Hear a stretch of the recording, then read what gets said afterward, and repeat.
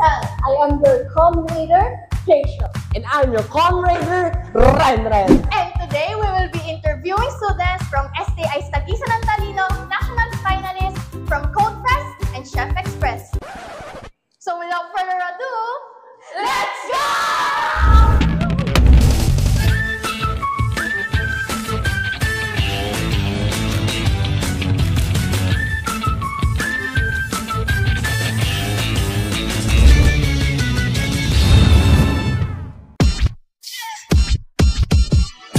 Ren, grabe. Ramdam mo ba yung init ngayon? Nalamig ako. Ang init nga eh. Init talaga. Ramdam ko grabe ang init. Galing sa kusina, lalo na't nakita natin ang national delegates sa Chef Express. Oh my God. Yung skills nila on making flavor is proven in cooking their way from the nationals, no? So, what's your name and your program po? My name is Rachel Ramos. I'm from BSHM. My name is Shandy Bolima from BH41.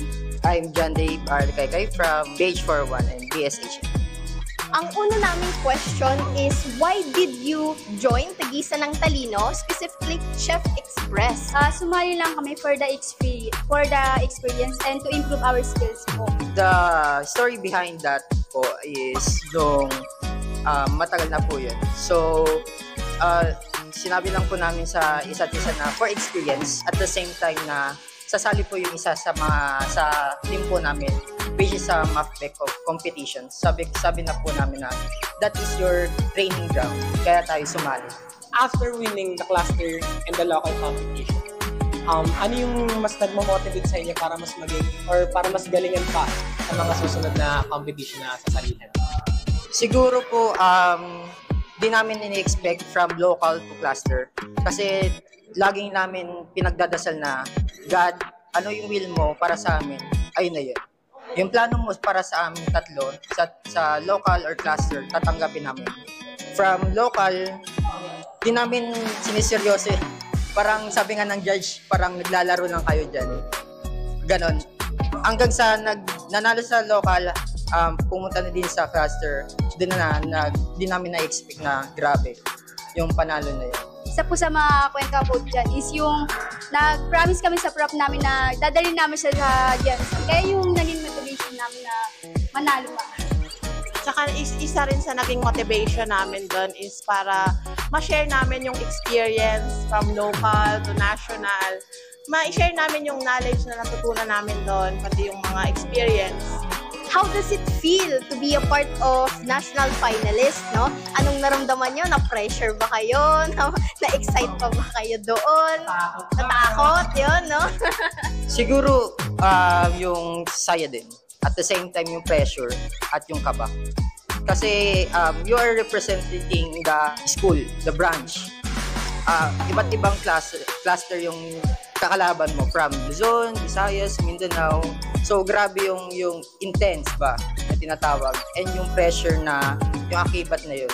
Yon, so sinabi nyo kanina na para ma-share yung knowledge, no, sa other people. So ngayon, any tips or lesson naman na gusto nyo talaga i-share sa mga future competitors, no, sali dito sa STI na HM?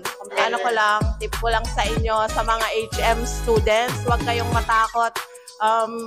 Mag-experiment sa mga ingredients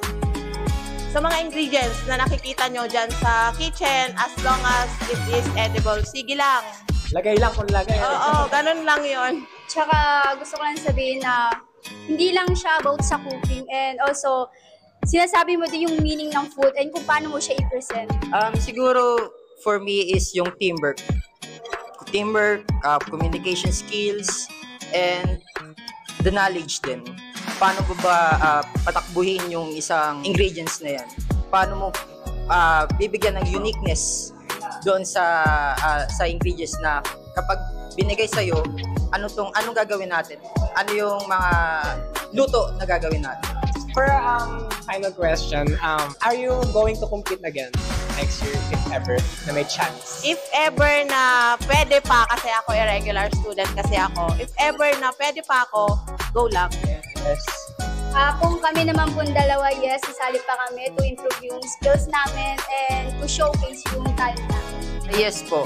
Sabi nga nung isang judge sa national, matalo or manalo, gawin mo pa rin kung ano yung nasa puso mo. Sali ka lang sali, that is your milestone na ika nga dyan. Try and try. Lagay kong lagay. Try. Padayon, future culinary legend. Yes! Fudge! Oh, kanina nag-iinit, ngayon naglalagablab. Naglalagablab talaga. From coding to victory. Grabe. Dinibag ninyo yung locals. Talagang binakbak nila yun eh. Binakbak. Nagdebug talaga. So ito kuya, bago namin itanong, ano po ang pangalan nila at ang program? Enandro Carlon from BSI. I'm Andre Dilag, BSI. Okay. So first question, bakit kayo sumali ng Tagisan ng Talino or Codefest? Codefest po, no? Gusto ko lang mag-explore. Gusto ko kasi malaman yung limit na makakaya ko. Tsaka gusto ko rin makita yung skills ba ng mga kalaban para may matutunan din ako. Nag-ano talaga sila, kumukuha sila ng learning. Learnings, yan.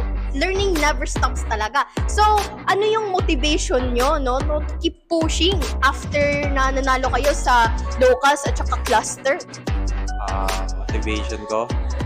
Yung gusto ko lang manalo. So, kasi nung unang sali namin, since back-to-back na siya, nung cluster, may mga nakita kasi kaming hindi namin nagawa ng iba. So, gusto namin siyang mas ma-improvise. Kaya mas nag-aral pa kami and mas inalam namin yung mga possible na challenge sa amin. Since 6 hours siya, gusto namin ma-challenge pa para pagdating namin sa industry, kung may mga limitation man yung oras na gagawin namin yung application, mai-implement namin yung natutunan namin sa Codefest doon sa industry. Oh, 6 hours, no? 6 hours. Grabe. Hindi ko rin carry yun, no? Mananakit na yung mata ko. Hindi ko nga matatanggal na yung mata ko niyan eh. How does it feel to be part of the national finalist? Kinabahan ba kayo? Anong naramdaman yung emotion? Actually, mahirap siya kasi nalaman namin na 36 hours naman kami magde-develop. So, mas mahaba siya sa local and cluster. So, doon nagkaroon kami ng brainstorming kung ano yung mga possible na ibibigay sa aming problem.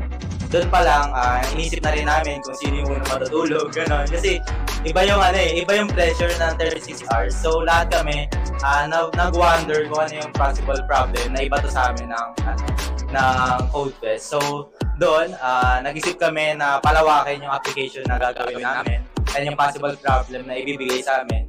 Kaya, naging talaga siya, malaking pressure sa amin. Okay, the number 4 question is, any tip or lesson you guys want to share? Ano yung mga lesson na natutunan nyo during the competition? Yes, na gusto nyo rin i-share sa iba. Never stop learning. So, sa industry ng IT, dapat di lang kayo nako-content sa nalalaman nyo. Dapat mag-aral lang ng mag-aral. Ganun din, hindi dapat siya hihinto. Kasi kami, kala namin, nung una, na-limit na namin yung kakayanan namin. Kasi feeling namin, natutunan na namin lahat eh. Nag-champion kami sa local, then after nun, meron kaming gustong aralin, natapos namin yun, nag-champion kami sa cluster. Kala namin, ayun lang. Kaya nung nagkaroon kami ng bagong challenges, bagong kalaban, doon namin nalaman na kulang pa yung kakayanan namin. So, the number 5 question is, Kuya, kung may chance ba na mag-compete kayo, magko-compete pa din ba kayo? Yes, kung hindi kayo graduating na po ba kayo? Ay, hindi pa. Third year pa lang. Third year na So, may chance pa kami next year kaso mag-OJT na, so baka hindi na po. Kami, hindi na talaga. Kasi last na talaga namin. Kasi nag-champion naman na kami last year. Then, ngayon, nag-champion din ulit kami. So, all goods namin. Back-to-back winning. Back-to-back talaga. Grabe. Ang galing mag-coding. My gosh. And also po, I would like to thank po sa suporta po from STI Fairview College branch po na grabe po yung suporta and kay Ma'am Carla po, thank you Ma'am for the support Ma'am. From local to national po, grabe po. Thank you sa mga friends namin and also to sa coach namin Sir Matt and kay Sir Toby. Thank you sa mga knowledge na ibinigay niyo po sa amin. Gusto rin po namin magpasalamat kay Ma'am Pai sa lahat ng tulong, lahat ng suporta na ginawa nila from local to national. And also sa THM Management po, sa faculty. Thank you po. Shoutout sa kaibigan ko dyan, kay Clarence Lasimoso, sa JLR Kilio, pati kay Kayam Villarin and Enzo Daniela. Ikaw po. Yung kulang kasi kami na isa. So, shoutout kay Jesly. Kasi lagi siyang wala, lalo na sa orientation. Tapos, maraming salamat din sa mga prof na nag-guide sa amin, tsaka nag-support, lalo na kay Sir Jay. Yan. Tapos sa mga kasama namin na compete ng cluster na prof sa IT, si Sir Evelyn at saka si Sir Jasper. And syempre, magpapasalamat din kami kay Ma'am Pai. Kasi siya yung nag-help sa amin tsaka nag-support sa amin sa mga kailangan namin.